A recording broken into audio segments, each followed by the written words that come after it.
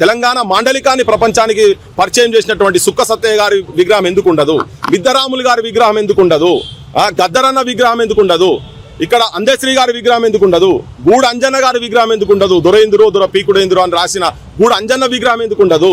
ముచ్చర్ల సత్యనారాయణ గారి విగ్రహం ఎందుకు ఉండదు? తెలంగాణ సోదర అని రాసినటువంటి వాళ్ళ విగ్రహాలు ఎందుకు ఉండయి?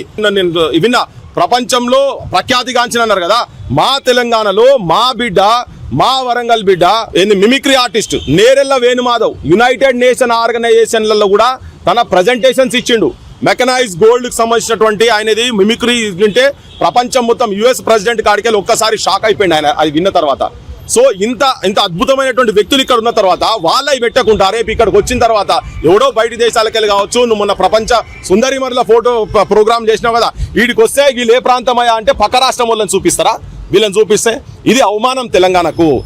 దీన్ని వ్యతిరేకిస్తున్నాం మేము.